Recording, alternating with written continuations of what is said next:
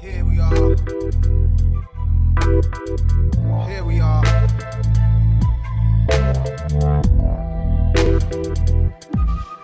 Good morning. Breakfast time. This is going to be an example of something that if you're trying to lose body fat, you don't want to be eating exactly like I'm eating now. Here's going to be a breakfast and an example of a very high caloric intake keto breakfast for somebody who's trying to gain lean muscle mass or even maintain their weight. Because when you're trying to gain weight or maintain weight, your diet will look much higher in fat than if you're trying to lose body fat. I'm gonna start out with a little gulp of Jessica's homemade banana vinegar. It's so strong. It's real similar properties to apple cider vinegar, except it's made with bananas. So you know, we like to use locally sourced things here. It's got like a slight banana-ish flavor and all the bite that apple cider vinegar has. So I like to have a little shot of that before the meal, get the acid going, get that stomach acid up, and I just like how it feels and tastes.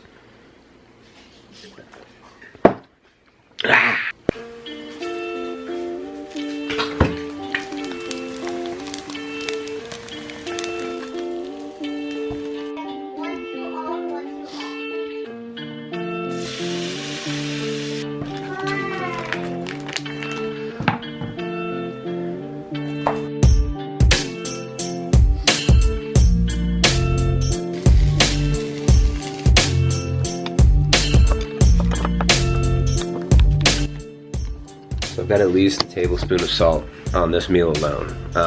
Your salt intake has to go up when you're on a low carbohydrate diet. Check it out. We use sea salt and then mined salts that come from the Andes.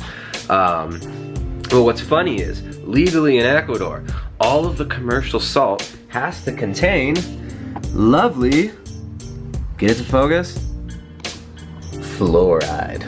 So here you don't get fluoride in the water because the water supply is usually controlled locally, at least in the rural areas like where we live. But good old government, to protect you and to help with your teeth, because they care so much, they put sodium fluoride in the salt.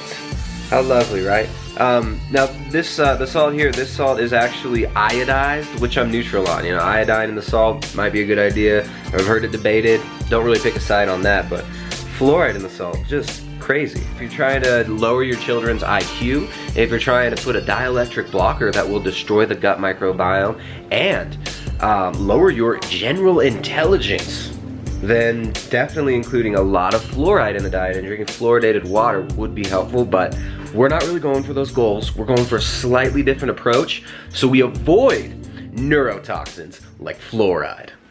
All right, so here's my breakfast. It's a big bowl of mush. A big bowl of delicious mush. Salty, delicious mush. There are 4 eggs in it. I got 4 eggs. I've got some goat's meat that we slow cooked goat's meat. The goat was given to us by a lovely friend of ours who just got back from the US, and she regularly she raises and slaughters her own goats. So we've got locally raised, fresh, grass-fed goat's meat. And I also put a bunch of cheese. Now what I'm doing today, I want to warn you, if you're trying to lose fat, if your goal is body fat loss, you don't want to be eating like I'm eating today. This is an example of eating highly palatable foods that are very calorically dense, that are very energy dense, in order to increase caloric intake if you're trying to like gain weight, if you're trying to gain muscle, or if you're just trying to maintain. So if you're trying to lose weight, the 80% fat dogma that you'll hear on the Keto Repeato content. Jessica showed me these emails we get all the time from these companies that promise to get you all kinds of followers and views. You just pay them, they load up your channel with fake views, fake followers, and they help you nail those algorithms, because that's what YouTube's about now, guys. It's about algorithms, it's about the clickbait. So we obviously don't play into that. We do a lot of sweep up work. Unfortunately, many of the clients that come to us have fallen prey to the confusion from the marketers and the Keto Repeatos who are telling them, you gotta eat 80% fat, you gotta buy exogenous ketones, you gotta be measuring your blood ketones all the time. Here's my affiliate links for Keto Mojo. And here's where you can buy keto, prove it, keto OS, overpriced, useless beta hydroxybutyrate products that you can waste hundreds of dollars on per month. That's what we're dealing with here.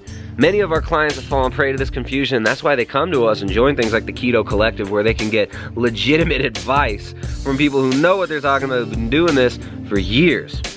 So, do not fall prey to this 80% fat thing. You don't need to be eating hundreds of grams of fat every meal if your goal is fat loss. And you don't need to be afraid of protein. But this is an example of a meal that's got highly palatable foods that most people, if they're doing fat loss, may want to avoid.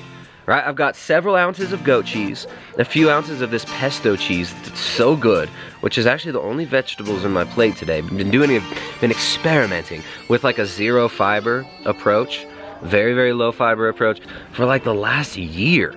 And very, very interesting. I've shown my blood tests, my blood results, and my digestion is great. So I do enjoy this pesto cheese, but it makes me fart. It's funny, it's like, I notice that when I do add more veggies in, they do make me fart more. So I don't like farting. I don't like feeling a little bit bloated. So I do keep my fiber low. Now that's not to say that everybody should. In fact, for many people, loading up on vegetables, getting in a significant amount of fiber, dude's pissed. Whoa, dude. Hey, just keep it down for a minute. Loading up on fiber for a lot of people can be a really good approach for managing hunger, because fiber can fill you up and make you not want to eat so much other food. So loading up on butter, loading up on the cheese because it's high in fat, and like thinking that somehow having higher ketones is going to give you more results is the #1 mistake that people make on a ketogenic diet for fat loss.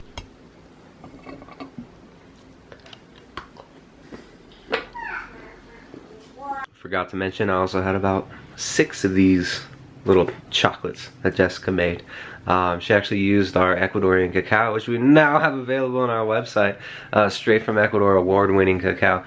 Chocolate, one of the best sources of antioxidants, amazing source of polyphenols, gut-friendly polyphenols, and also the best source of magnesium out of any other food known to man. What is that?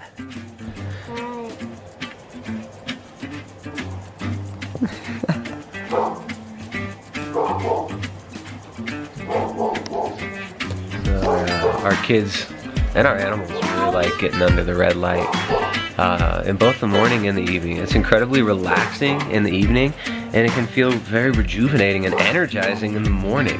I actually find myself using it more in the evening, but Ryder, he tends to jump under it midday in the morning. He falls asleep before the sun's even fully down. Red light therapy, definitely one of the most powerful tools for improving circadian rhythms, mitochondrial health, decreasing inflammation, improving hormonal profile. What's that, Ryder? What are you doing? You're driving? But even kids understand. It's like they don't need these crazy explanations. They just get under it because it feels good. It's incredible how profoundly light influences our health, our cellular metabolism, and everything that we do. Ari's gonna read to Ryder under the juve. No.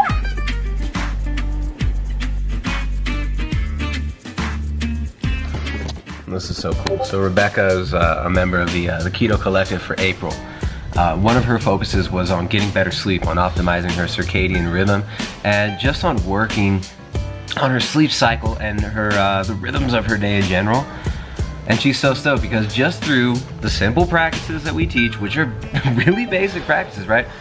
Getting natural light early in the morning, getting natural light throughout the day, and minimizing light at night, right? Blacking out your room, minimizing artificial light at night, even using a program like Iris to change the flicker rate on the screen so it doesn't hypnotically induce that wakeful state and that suggestible state that flicker rate will induce.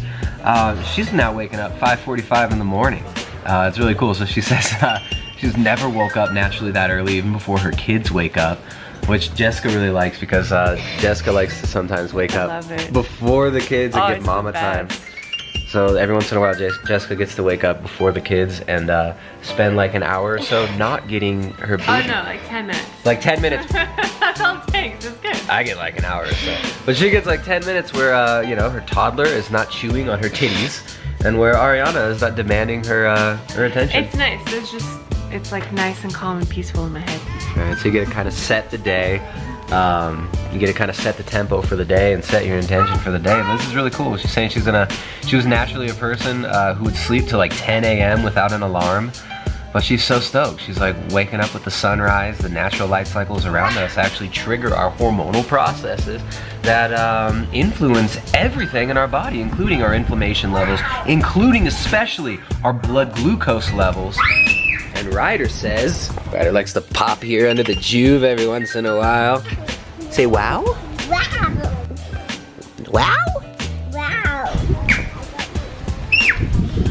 So, getting exposed to natural light and red light frequencies at the right time and avoiding the wrong frequencies of light at the right time can make a huge difference in your sleep cycle. It's not just about macronutrients. It's not just about what we eat. The timing of everything we do can be very, very important as well. And light is as important of a nutrient for our bodies, as important of a driver of blood glucose and inflammation as any other input. So we've got to take this holistic approach if we really want to change our lives and make lasting lifestyle changes that'll bring health, longevity, and vitality. Hey Amanda, how's it going? What's going on? Good talk today, guys. I really liked the whole concept of how to monitor yourself over the long term and what to do if you're in a stall. Yeah, it's so important, right? A lot of the times we're just looking at one metric, right? And a lot of the time people are looking at one metric as in like, if I look in the mirror, does it make me feel insecure or not? That is the worst metric to ever use for if you're making progress on a diet. If you look in the mirror and you're feeling insecure, that could be due to 1,000 reasons other than just, am I losing or gaining body fat? I still have keto rash, but it's like way better. Wow, that was in like 2 days. How did that happen? I know. I think, honest to God, I don't know. The only thing I can say is I made it a point to go in the sun as much as possible.